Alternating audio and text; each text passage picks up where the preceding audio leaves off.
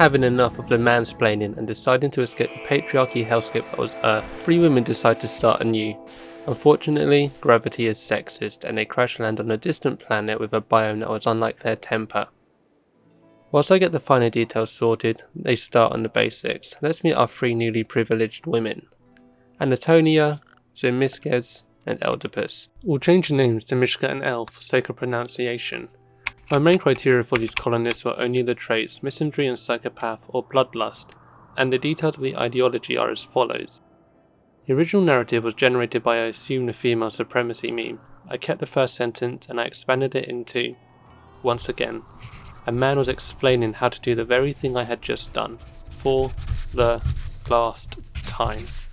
Now is the time we create a new world, a matriarchal world, no longer constrained to a man-made beauty standards. Our skin will bask in the sun, glisten in the rain, and yes, we will be giving the men what they want, the caves upon our bodies, but for a price, their privilege. Hell have no fury like a woman mansplained. The other memes are supremacist and nudism. Being nude is important as I'm hoping this gets picked up by HBO and adapted to a live action TV series. The main precepts are slavery is honourable, female and males are fully nude, diversity of thought is obviously intense bigotry, skull spikes are desired and was something I couldn't change, probably some lesbian thing I don't understand. I also couldn't stop men from having less than one spouse, but we won't let it come to that. For roles you have to name a male leader, which gave me the idea of the donor.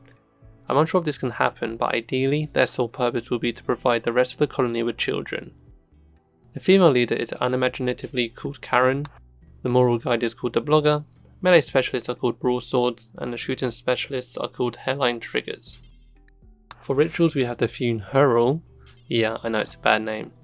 Every girl needs a little bit of TLC, we have the burning of the bra, girls' night, and fight for privilege, where enslaved men will fight to the death for the entertainment of our lovely ladies. Maybe the winner can become the donor. Under buildings we have the nil pillow, gotta protect those knees girls. We have an effigy to burn called Hymn, required for the TLC ritual. We have 1 relic, the golden wine glass, and finally 2 venerated animals, the cougar and the horse. Rest in power, Emily Davison.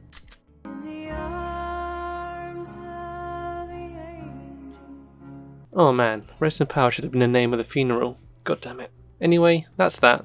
Let's see how our colony is getting on. We have nothing to drink. We don't know where we are. Just kidding.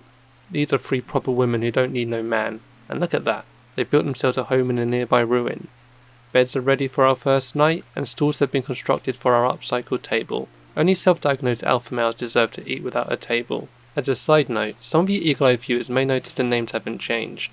It didn't occur to me to change their names until I read them out loud, which wasn't until editing, after 40 minutes into this run. I have also just noticed Antonia is Antonina, so we will call her Anna from now on. Anna, Mishka, and El. It's going to be a slow start because their stats aren't great.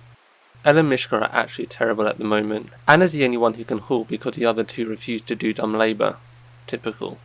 El will focus on construction, hunting and research. Mishka will focus on cooking and all the other odd jobs. Anna will be our Karen and will do basically everything but construction and crafting, because a girl needs a break. The blueprints for a wind turbine are put down, while Mishka and El painstakingly deconstruct some steel sarcophagi. Once complete, El creates a wooden horseshoe pin because throwing something heavy at something phallic is a proven way to relieve tension. While Anna does all the heavy lifting, El and Mishka feel worthy of some recreation time, but El does step up and constructs a wind turbine. Another hurdle in our colony appears, where none of the colonists are skilled enough to build a heater, but with the first night among us and our colonists asleep, I think they've achieved quite a lot considering. With day 2 underway, Mishka shows she is an morning person, botching the construction of our wall light twice. Anna goes off and starts hauling items from the crash site, and Mishka and El repair the base. Then they do a bit of construction to break the monotony, before more repairs. Due to Rimworld lore, batteries are researched first. Then the first event hits, a flash storm. Nothing to worry about. We are only 5 minutes in after all. Then crash pods land on the map, carrying kibble. I was wondering what happened to them, but I don't remember Anna hauling them back to base. But this fire has answered that question. Day 2 ends with having 2 events, one cancelling the other out and nature extinguishing the other. Our main priority is getting Elle's construction up, so it's time to cover everything in wood.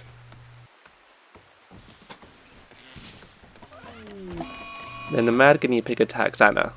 Please, not like this. Fleeing, Anna gets attacked twice. Elle rushes outside and fires at the guinea pig. Missing. The guinea pig takes another swipe at Anna before Mishka comes in and stabs it from behind. Mad rodents in the early game are always a nail biter. Anna and Mishka recover in bed. When Anna recovers, she feeds herself before tending to Mishka.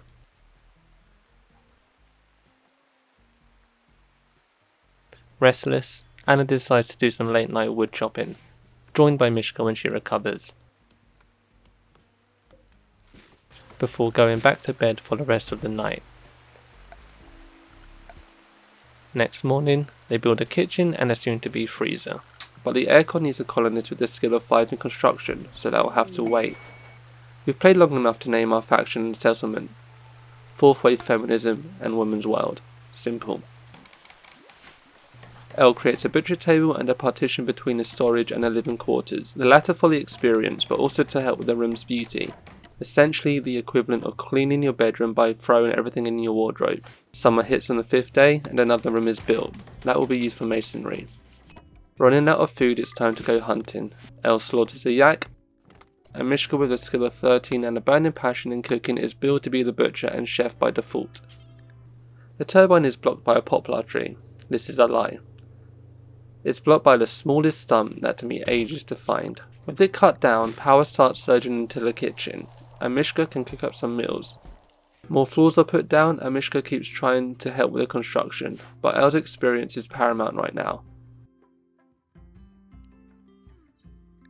During the 6th night, Anna and Elle are hit with a sickness called sensory mechanites. While this enhances their senses, it also heightens their pain by 20% and they get tired 70% quicker. The worst part is, the only way to get rid of them is by waiting. I also think they're paralysed if left untreated. Fortunately, Elle finally receives level 5 in construction and can finish the heater to lower the mood of our colonists when they become uncomfortably hot. But more importantly, she can finish the aircon to keep the food frozen. Later that day, we get the quest to rescue a praetor called Gordiana, a woman in charge. I think we've crash landed on the right planet. While a man hunting raccoon sounds like a good thing, this raccoon is anything but and could have only made such an error due to assuming Gordiana's gender due to her rank. Hello, ancient Rome called. Vile animal. Starting the quest, Gordiana gets scratched from the raccoon, stuns it and meets up with the rest of the colony. The raccoon gets stunned again before getting cancelled by Elle. I was going to use Gordiana to research, but she had a plethora of issues with our settlement, and the eventual death in 23 hours is why I sent her to the shuttle prematurely. And with that, ends our first episode. As always, a slow start. Randy is being kind, but that deceitful little man has something up his sleeve. In life, there's roadblocks.